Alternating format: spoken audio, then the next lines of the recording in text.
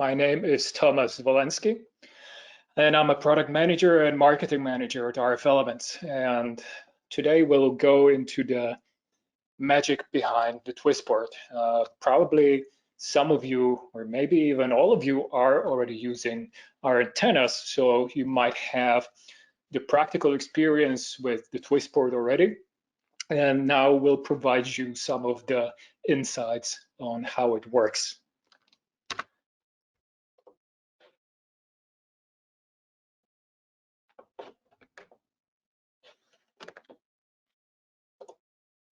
And sorry for that little lapse in the display, and we're starting now. So TwistPort is RF Elements' own proprietary waveguide connector, and it connects a radio with an antenna. So TwistPort has two essential advantages. And first is, because it is a waveguide connector, TwistPort introduces practically zero loss into the system. This is very important for achieving excellent RF performance. And the second point is that TwistPort combines radio mounting and RF connection into a single and easy to use interface. Now, it is extremely easy and safe to operate at the same time. So TwistPort is not only a RF connector between the radio and the antenna, but also mounts the radio on the antenna at the same time. So when you insert and twist the radio, it locks automatically and stays mounted. And unlocking is equally easy, actually. Twisting the outer locking ring of on the antenna, the radio is released, and you can pull it out just with one hand.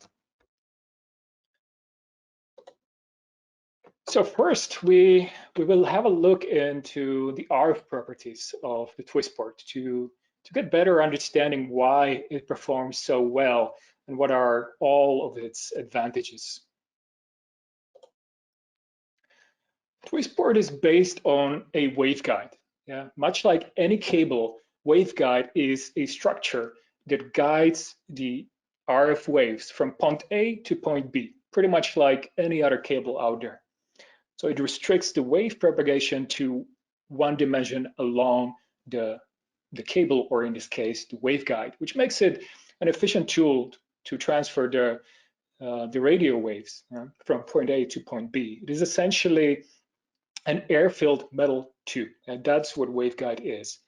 So it's a type of transmission line, and like any other cable, except it only has one conductor. And that's the tube itself that guides the harmonic signal, like the one shown on the bottom plot.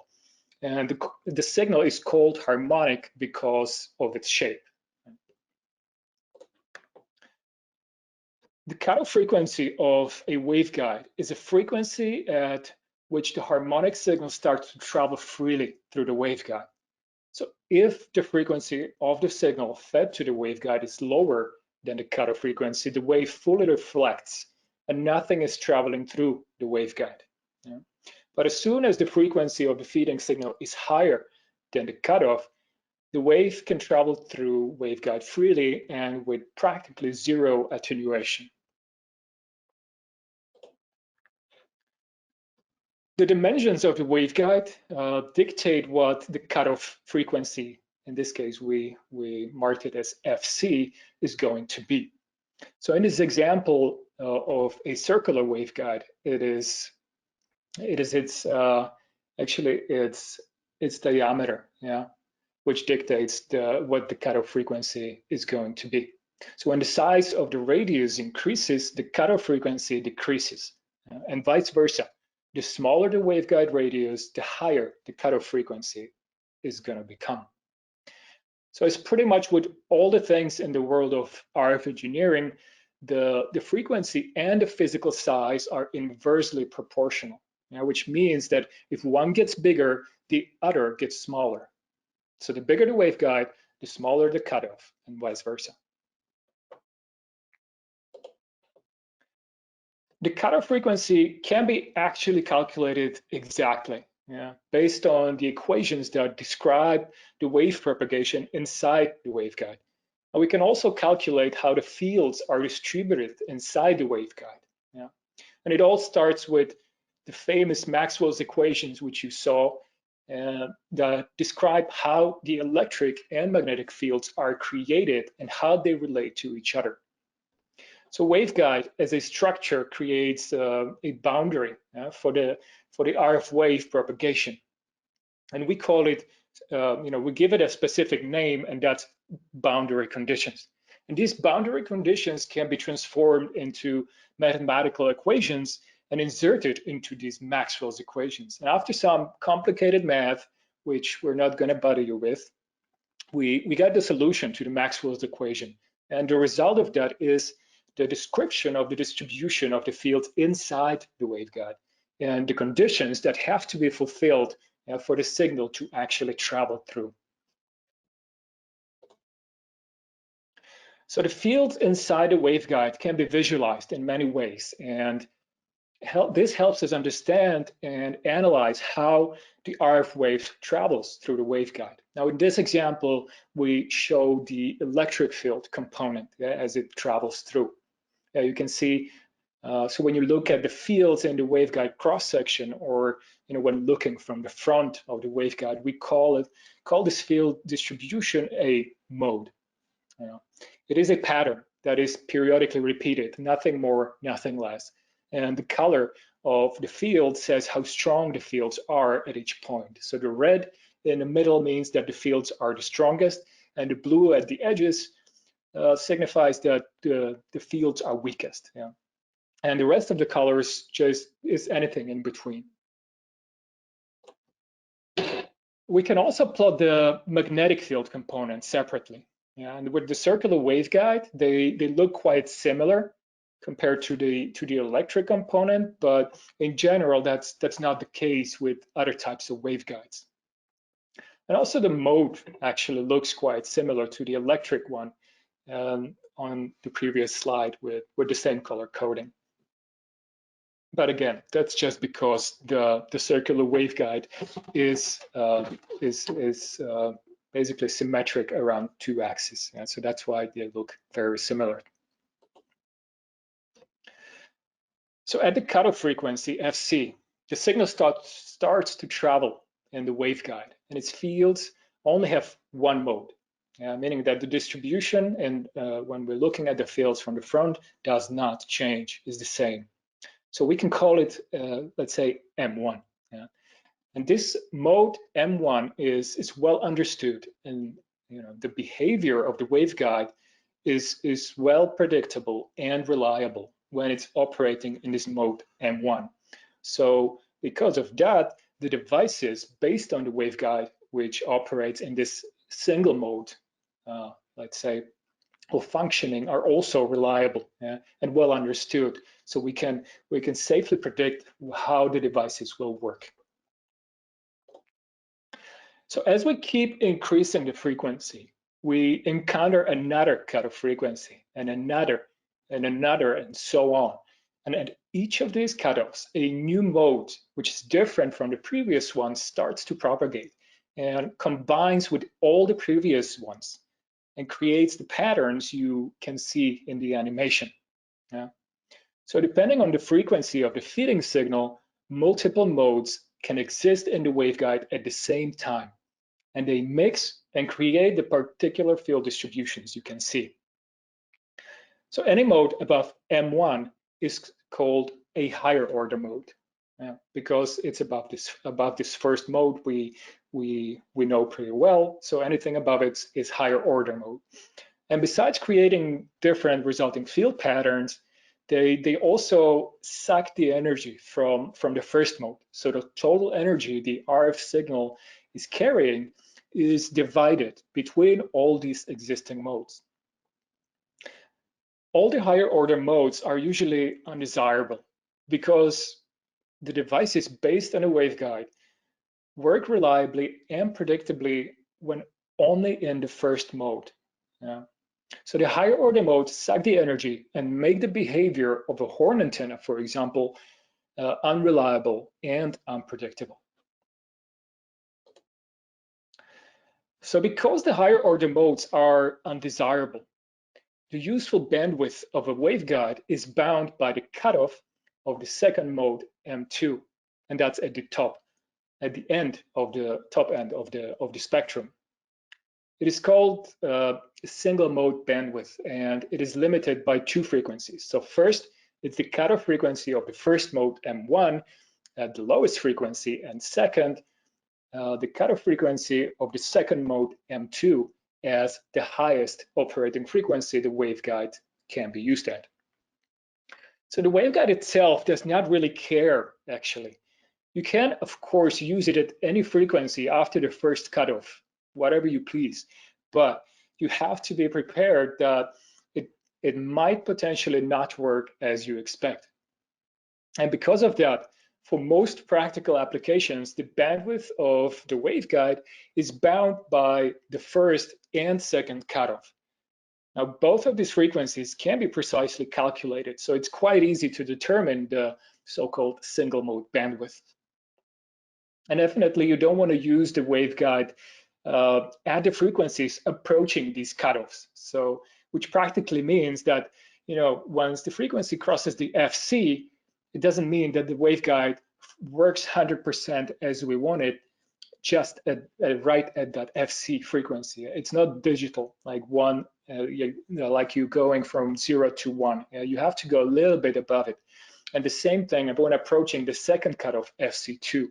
You don't want to approach it because then there, exactly at that frequency, the things are already changing and can be getting messy. So if we take an example of our TwistPort, which has radius 18.3 millimeters, the cutoff frequency of the first mode is at 4.8 gigahertz. So as we increase the frequency, additional modes start to exist in the waveguide. The second mode starts to propagate at 6.3 gigahertz. So the bandwidth of operation of the TwistPort waveguide is 1.5 gigahertz. So waveguides can have various shapes, as you can see from these sketches. Now, the most common ones are the rectangular and circle. And each of the different shapes has certain advantages and trade-offs, like, for example, the increased single mode bandwidth or better power handling capability. But obviously, everything comes at the expense of increased complexity and price, and also the difficulty of manufacturing. So for example, the rectangular waveguide compared to a circular waveguide with the same cutoff, it's easier to taper. It's easier to connect to rectangular waveguides than the circular ones. Or if we're looking at the lower left corner, the so-called double ridge waveguide, it has increased bandwidth of operation, and which also helps better achieve better matching. It has smaller impedance, and so on and so on. The simplest of waveguide examples is a straight section waveguide. Now this one is for very high frequencies, which you can see from comparing the size of the screw holes, and which are at the edge of around the edge of the flange, to the size of the waveguide hole in the middle. And here is a straight section of a rectangular waveguide, which is one of the most common types of waveguides you can find in practice, actually, especially in military and scientific applications. So because waveguide is made of solid metal for the most part, the number of connecting parts and their shapes is very limited. So here is an example of a 90-degree bend used to routing the signal. Now, although waveguide is completely rigid structure, more complex networks are still possible to make as well, as you can see from this example, where which is a feeding network for some antenna array. And this is how a device based on waveguide looks like. So there are quite a few rectangular waveguide sections that you can see if you focus on the image a little bit. And there's a bunch of small horn antennas, yeah, at the left side of the image. And in between there are parts of the device such as amplifiers, filters, and so on. Coaxial cable, or pigtail, which I'm sure most of you know very well, is also a structure that guides the RF signal. So since this type of a transmission is a type of a transmission line that WISPs use most often, we decided to do a little comparison of the coaxial and waveguide technology. And the main difference between coaxial cable and the waveguide is that coaxial cable works from zero frequencies. Yeah? It works from the DC, and it has two conductors, so the center and the outer conductor. And this simple fact fundamentally changes the way this cable works and behaves. Here is a loss comparison of different types of coaxial cables and waveguides. So the red lines represent different types of coaxial cable, and the black lines represent the types of waveguides. The smallest loss of the coaxial cable starts at somewhere around 1 decibel per 100 feet. And that is at the lowest frequency, if you look at 0.1 gigahertz. When we compare the waveguide and the coaxial cable, say at 10 gigahertz, for example, it's obvious that there's a huge difference in loss between the coaxial and the waveguide. So overall, we can tell that the waveguide has orders of magnitude smaller loss than coaxial cable.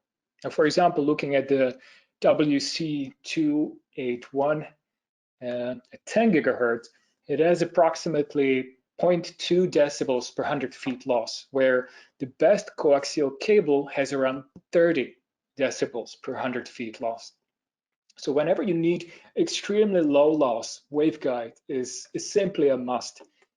And you know, the applications where the low loss matters the most often fall into the military or scientific. But obviously, of course, the WISP industry can make use of waveguide as well. So coaxial cable is most commonly pretty flexible, which is its great advantage and gives users the freedom not to worry too much when setting up a site, because you can always just bend the cable as you need or wrap it into a bundle and attach to a tower.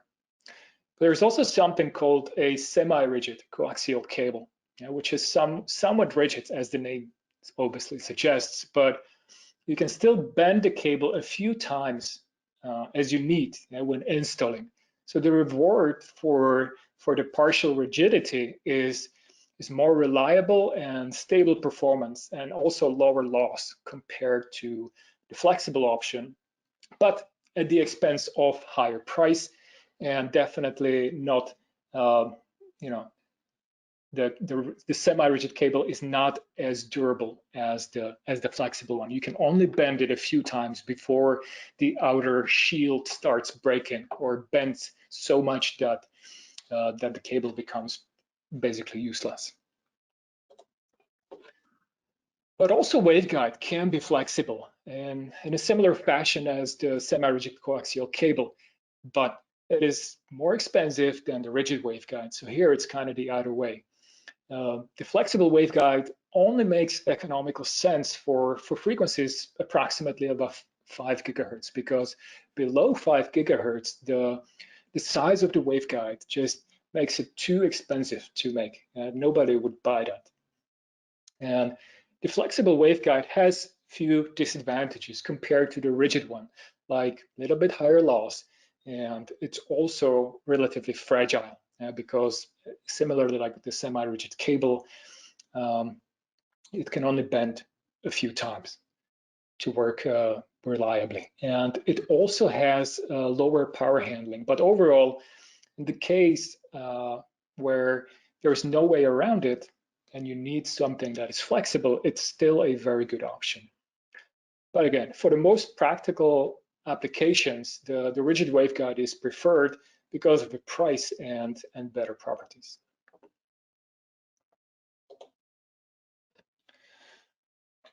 So at frequencies below 1 gigahertz, the coaxial cable is simply more practical.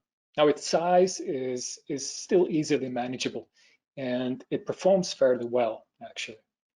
The waveguide, on the other hand, is enormous at lower frequencies.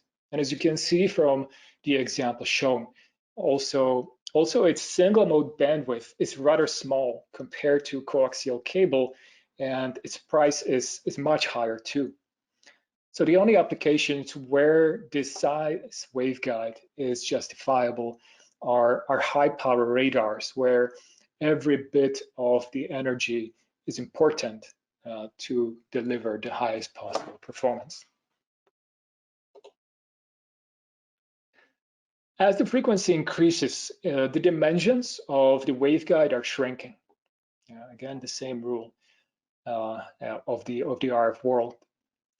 So as shown in this example, at 18 gigahertz, the waveguide is already comparable to the size of a coaxial cable working in the similar band. Regarding the bandwidth, they perform similarly, but waveguide has 7 times smaller loss than the coaxial cable. So it's outperforming coaxial when it comes to the loss. So for applications at very high frequencies, waveguide is pretty much the only option, simply because coaxial is just too lossy.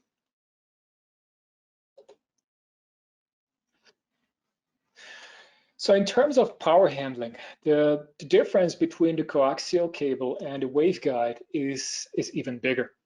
So while waveguide can handle hundreds to thousands of megawatts, the coaxial cable can handle 0.01 megawatt at best. So that is 4 orders of magnitude difference. So nobody is surprised that waveguide is a must for high power applications after seeing this graph comparing the power handling capability of the coaxial and the waveguide. Now, in terms of the parts availability, coaxial technology is very accessible because many mass consumption devices are built on coaxial technology. So various interconnects and simple devices became widely available. So at low frequencies, approximately below 1 gigahertz, the parts are cheap and abundant. But the higher in frequency you go, the loss is increasingly limiting the application of coaxial technologies. Because waveguide is solid metal and therefore takes more material to manufacture, the available parts are usually more expensive below 1 gigahertz simply because of the sheer size of waveguide. But as the frequency grows, the size of the waveguide is becoming more manageable, so there are many interconnects and parts to work with as well. Although traditionally waveguide was restricted to military, industrial, or scientific applications, again, mainly because of the price, it is possible to develop manufacturing processes such as that the waveguide can be also actually inexpensive. And here is a summary table describing or comparing the waveguide and the coaxial cable to give you some sort of a takeaway from this comparison.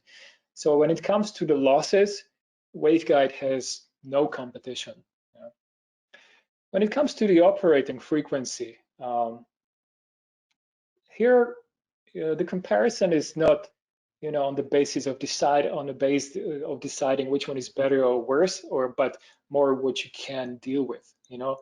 So somewhere the fact that coaxial cable works from the DC frequencies can be advantage, but somewhere the first kind of frequency of the waveguide, which basically operates as a high pass filter, can be also advantages. So it depends on the application. So the power handling capability is definitely vastly better with Waveguide. But for low power applications and some home appliances like TV and so on, the coaxial cable is also just fine. In terms of the mechanical stability, yeah, this is, I would say, quite intuitive, right? The waveguide is just a solid metal tube, which makes it like quite stable compared to the coaxial cable, which is bendable, but then that takes toll on its stability. While, okay, looking at the flexibility, if the flexibility is what you're looking for, then obviously the waveguide is probably not the best choice to go with, while the coaxial cable is flexible, but also in a limited manner. And the cost is, of course,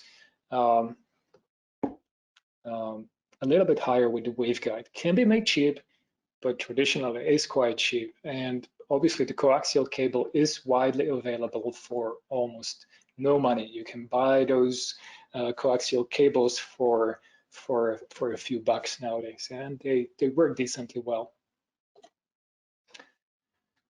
So let's now have a look at the mechanical properties of the TwistPort connector to get a full understanding of what makes it exceptional. The mechanics of TwistPort are very easy to grasp, and I'm sure some of you who might be using our antennas already know that firsthand. So simply insert and twist movement and the radio is connected. And as any other connector, also TwistPort has a male part on the side of the radio and a female part on the side of the antenna. So the core of the simplicity of installation is, in a way, the male and female part lock together. So let's have a detailed look at exactly that. The locking mechanism of TwistPort is somewhat inspired by the camera lens. So when the male part is inserted, the plastic wings are pushed out of their default position. So as you progressively twist the male part, the wings gradually flex back into the default, which locks the male part. So the radio is installed and mounted at the same time. The outer ring is shaped to push the plastic wings up again. So the reverse movement releases the male part from the locked position, so you can reverse the installation movement and disconnect the radio. So there's also a security screw feature, which is used if you want, and it ensures that you cannot uninstall the radio without the screwdriver needed to release the screw.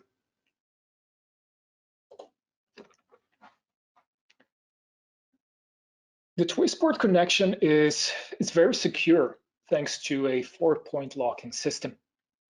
Now this ensures that there is simply zero chance of accidental releasing or any uncertainty about the connection. It's very firm and stable with absolutely zero chance of disconnecting under normal conditions.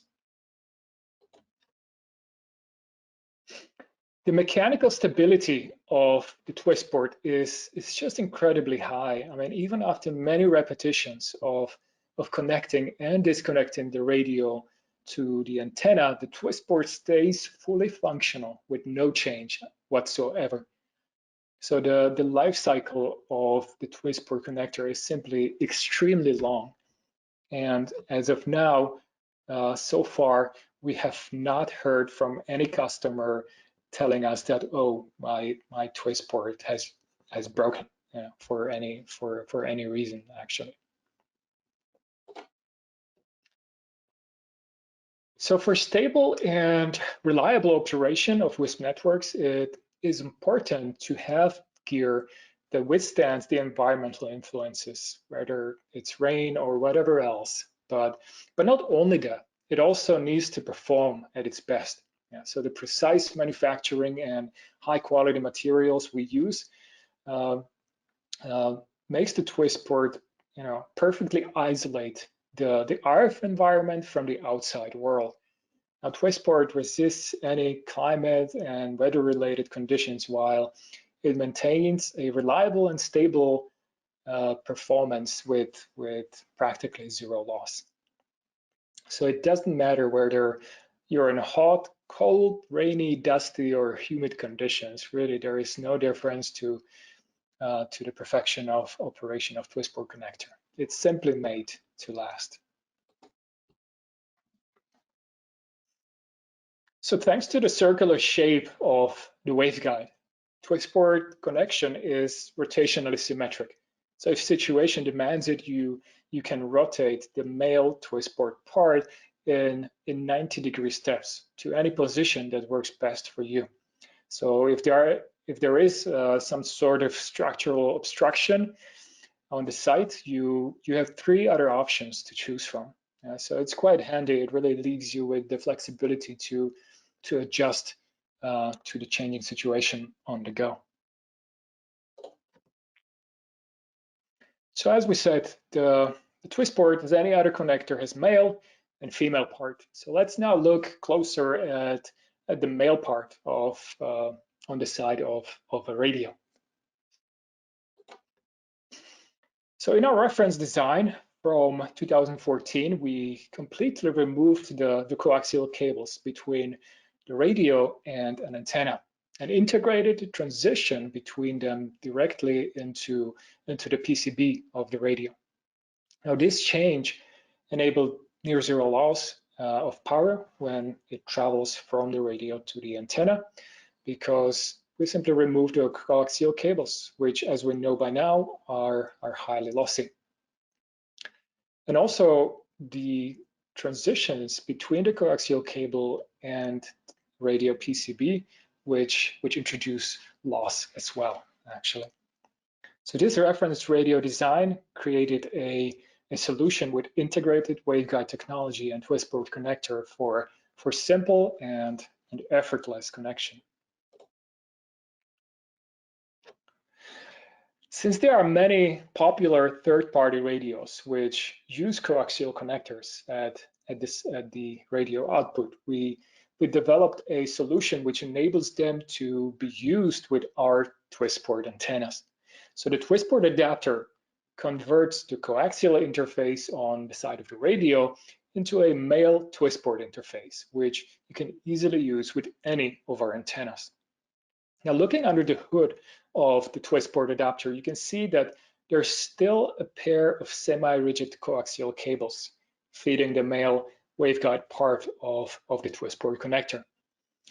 And all this is fixed in a plastic body that fits the form factor of a given radio.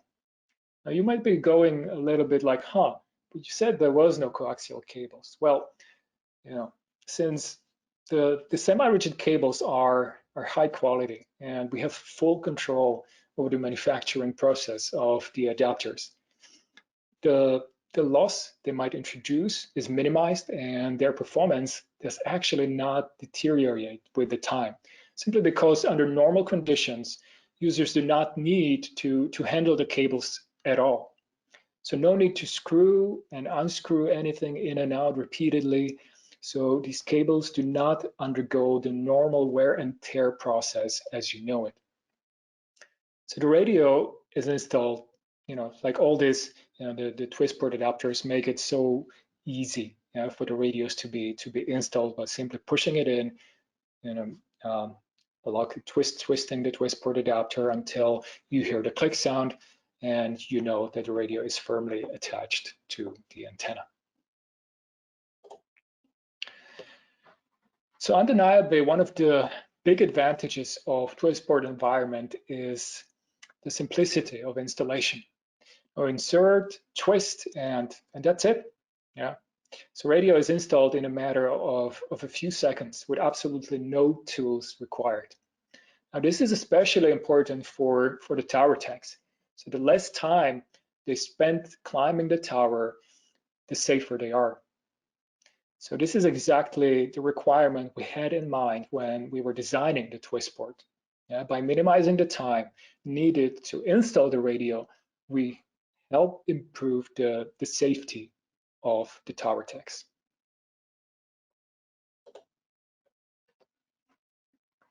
So sometimes it may be unclear to our customers whether they need to buy a new adapter for every new or different RF elements antenna. And the unanimous answer is no in both cases. Now the size of the TwistPort is the same among all antennas we already have and all the future antennas we might come up with as well. Now this very fact protects your investment into the TwistPort antennas. So the backward and forward compatibility ensures you can use our antennas with different radio platforms as you please.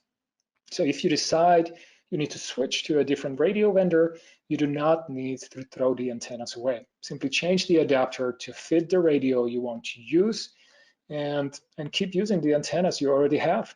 No need to buy new ones as you migrate to your network to a different radio platform. So here is a list of our TwistPort enabled antennas, just to give you complete information. So the top row shows all symmetrical horn sectors with the beam widths from 30 to 90 degrees and the gain from 18.5 to 10 dBi. So the second row shows the asymmetrical horns with the beam widths from 30 to 90 degrees and gain from 18, So the second row shows the asymmetrical horns with 20, 30, 60, and 90 degree beam widths, and gain going from 20.5 to 16 dBi gain. So on the same row is actually the ultra horn for point-to-point or narrow sector applications with 15 degrees beam width and 24 dBi gain, and also our Ultra Dish series with 24 and 27 dBi gain and 11 and 8 degrees beam width. And on the bottom line are our TwistBoard adapters for all the brands of the radios you might be using, whether it's Ubiquiti, MikroTik, Cambium, or Mimosa. So, and if you're not using any of these popular radio platforms, you do not need to worry. So we have a TwistPort adapter with SMA connectors, which you can see in the lower right corner. So with this TwistPort adapter, which has a pair of RP SMA connectors, you can connect any radio with the cables.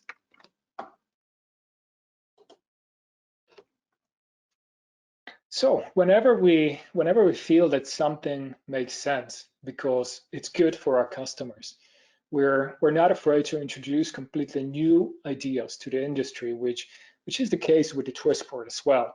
So therefore, we're open to collaboration with other vendors and manufacturers, and we're actually very happy to support them with integration of the TwistPort interface if they choose to do so. So at RF Elements, we address the problem of RF noise by changing the paradigm of fixed wireless, really. We're setting new industry standards for RF performance, noise rejection, and system scalability. So, and since I work for RF Elements, you probably likely to believe me less than you would believe to your fellow WISPs. Therefore, when you check our YouTube channel, we have a bunch of customer testimonials. We call them WISP travelers.